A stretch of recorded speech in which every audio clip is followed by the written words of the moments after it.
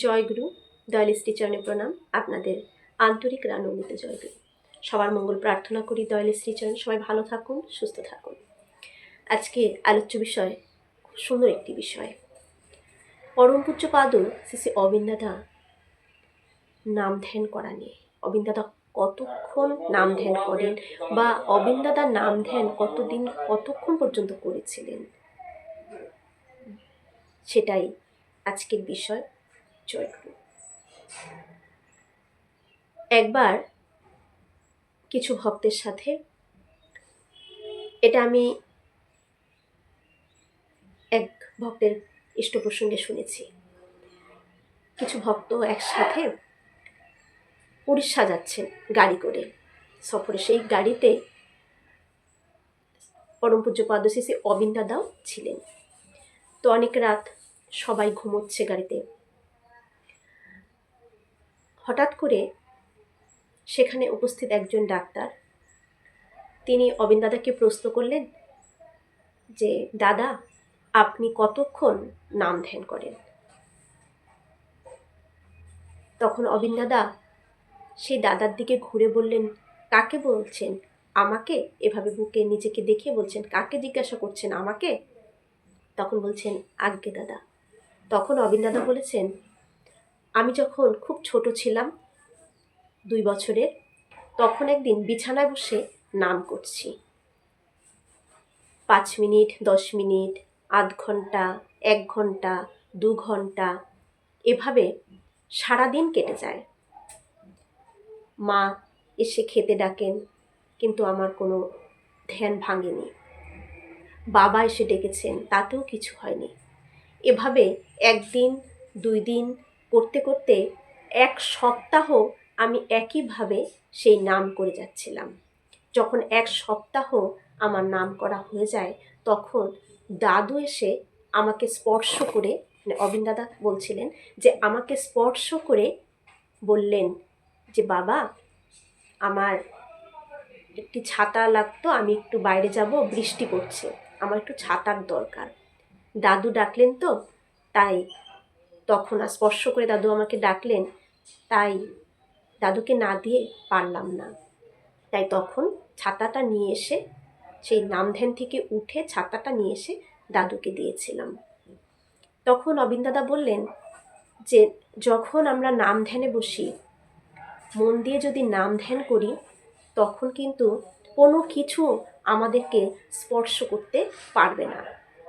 যদি মন প্রাণ নাম ধ্যানের মতন যদি হয়, কোনো কিছুই আমাদের স্পর্শ করতে পারবে না। এটা অবিন্দাদা বললেন।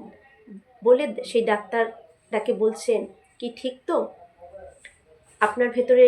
কারণ যখন আমরা নাম ধ্যান করি, তখন ঠাকুর আমার ভেতরে কিন্তু জেগে থাকেন। ঠাকুর আমার ভেতরে, কি আপনার ভেতরে ঠাকুর নেই? তো উনি কিছু কথা বলছেন না। উনি একদম এই কথা শুনে, অবিন্দার কাছে এই কথা শুনে তিনি হতভম্ব হয়ে গেছেন, যে 1 সপ্তাহ একটানা নাম ধ্যান করেছেন। এইসব শুনে তিনি একটা হতভম্ব হয়ে যাচ্ছেন। বলছে, কি আপনার ভেতরে ঠাকুর নেই? উনি কোনো উত্তর দিতে পারছেন না। তখন আরেকজনকে জিজ্ঞাসা করলেন, কি আপনার ভেতরে ঠাকুর আছেন তো? তখন উনি বলছে, হ্যাঁ, আমার ভেতরে ঠাকুর আছেন। তখন সেই ডাক্তার দাদাকে, যিনি জিজ্ঞাসা করেছিলেন অবিন্দাদাকে, তাকে বলছেন যে, কেন আপনার ভেতরে ঠাকুর নেই? আপনি দীক্ষা নেননি, ইষ্টভীতি করেন না, নাম করেন না আপনি? তখন বলছে, হ্যাঁ। তখন বলছে, আপনার ভেতরে যেমন ঠাকুর আছে, আমার ভেতরেও তেমন ঠাকুর আছে। ওনার ভেতরে ঠাকুর আছেন। এই গাড়িতে যারা যারা রয়েছেন, সকলের ভেতরে ঠাকুর রয়েছেন। পৃথিবীর প্রত্যেকটি জিনিসের মধ্যে কিন্তু, গাছপালা, জীব জন্তু, যা কিছু, সব কিছুর মধ্যে কিন্তু ঠাকুর বিরাজ করেন। ঠাকুর কিন্তু সব কিছুর মধ্যে বিরাজ করেন। তাহলে আমার ভেতরে যদি ঠাকুর থাকে, তাহলে আমি আপনার ভেতরে আছি। কি তাই তো? আছি তো? আমার ভেতরে যদি ঠাকুর থাকে, তাহলে সেই একই ঠাকুর। তাহলে আমি আবার আপনার ভেতরে আছি। তখন শ্রী শ্রী অবিন্দাদা বললেন, ওই দেখুন, ওই দূরে, অনেক দূরে দেখা যাচ্ছে একটি ট্রাক আসছে। ওই ট্রাকের ভেতরেও কিন্তু আমি আছি, তার মানে ঠাকুর আছেন ওই ট্রাকের ভেতরেও। ইচ্ছে করলেই কিন্তু আমি ওই ট্রাকটিকে দাঁড় করিয়ে দিতে পারি। ট্রাকটি দেখুন কত স্পিডে ট্রাকটি আসছে, কিন্তু ট্রাকটিকে আমি দাঁড় করিয়ে দিতে পারি, দেখবেন। ওনারা তো মানে হয়ে গেছে, কথা বলতে আর পারছে না। তখন বলছে দেখুন, দূরের থেকে ট্রাকটি কিন্তু খুব স্পিডে আসছিল, আর অবিন দাদা সেই গাড়ির ভেতর থেকে এইভাবে হাতটা শুধু এরকম করে বলেছে স্টপ, মানে দাঁড়াতে বলেছে গাড়িটি কিন্তু অনেক দূরে, গাড়ি কিন্তু অবিন্দাকে দেখতে পাচ্ছেন না। যেই অবিন দাদা হাত তুলে এইভাবে গাড়িটাকে দাঁড়াতে বলেছেন, সাথে সাথে গাড়িটি ব্রেক কষে দাঁড়িয়ে পড়লেন। এই দেখে ওনারা তো মানে কি করবে সেই মুহূর্তে অবিন্দার কাছে, ওনাদের তো অনবরত চোখ দিয়ে জল পড়ছে, যে লীলা দেখলেন পরম পূজ্যপাদ শ্রী অবিন্দা, তার লীলা দেখলেন যে তার ভিতরে ঠাকুর কেমন লীলা করছেন, এইটি তার প্রমাণ। এরপরেও আমরা প্রমাণ চাই এসব ঘটনাগুলো। আর যিনি বলেছেন তিনি সেই গাড়িতে কিন্তু উপস্থিত ছিলেন, তিনি হচ্ছেন যিনি ইসে কি লিঙ্গরাজ সাহু, যিনি গুয়াহাটি আইআইটি প্রফেসর, তিনি সেই গাড়িতে নিজে ছিলেন। তিনি এই ঘটনাটা একটি সৎসঙ্গে আলোচনায় বলেছেন, আমি তখন সেই আলোচনাটা শুনেছি। তিনি বললেন এইভাবে হাত তুলে, গাড়িটি অনেক দূরে, শুধু হাত তুলে গাড়িটিকে দাঁড়াতে বললেন, দূরে গাড়িটি ব্রেক করে সাথে সাথে দাঁড়িয়ে পড়লেন। রবীন দাদা এই কথা বলেছেন যে আমার ভেতরে যদি ঠাকুর থাকে আর আপনার ভেতরে যদি ঠাকুর থাকে, তাহলে আপনার ভেতরে আমি রয়েছি।